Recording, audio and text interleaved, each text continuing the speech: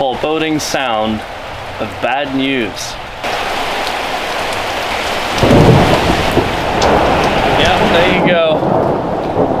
And while there definitely is some bad news, it's not all terrible, you know. I mean, yes, it's a bit bad.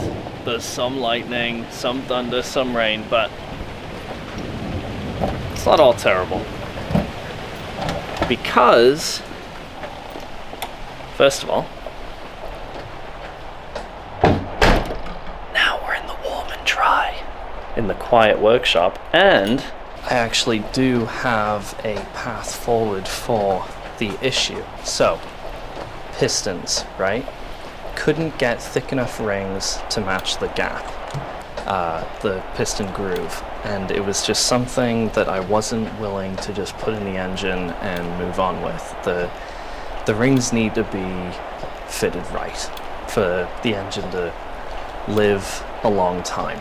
So I bought new pistons, new rings to match those pistons, and I've taken the engine block back to the machinist so that he can, you know, bore out the cylinder walls an extra 0.004 of an inch to accommodate these new pistons, because they have a slightly different geometry, ovality to them than the old ones.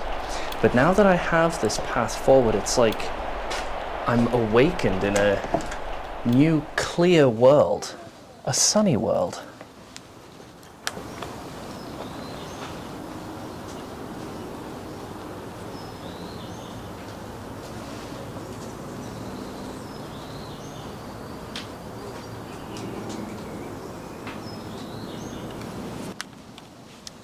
See what I did there? So now that I've thrown a tiny bit more money at the problem and it's another sunny day, let me show you what else I've accomplished. Well, I've actually got the axle assembled and on the car.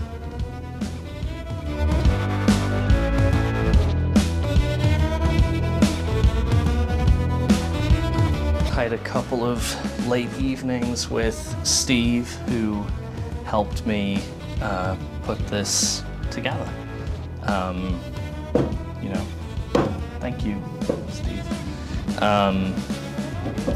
And I'm pleased that it's off my plate, you know. I've got new polyurethane bushings in the shackle, the leaf spring hangers. It's all painted. Kingpins are in there with perfect tolerance, so there's no up and down movement in the steering knuckles.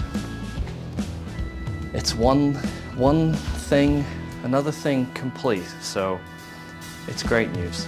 Now that I've eliminated this last obstacle with building the engine, I can get started on that as soon as I get it back from the machinist. It should be a quick job, and we are going to be well on our way soon. It's just brakes, engine rebuild, install, put the new carbs that are rebuilt on, and then it's going to be rock and roll time.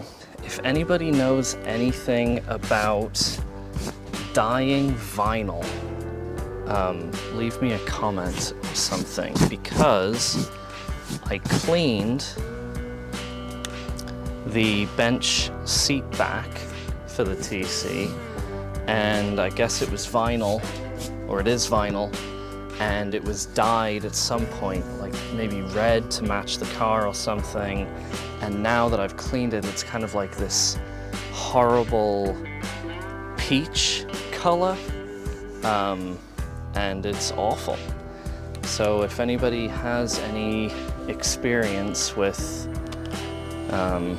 dyeing vinyl, let me know.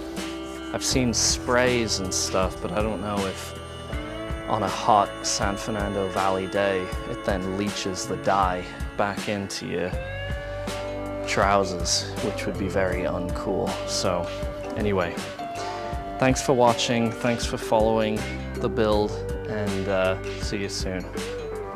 And if you're new to the Limit 55 channel, make sure to click subscribe to support the creation of more content like this.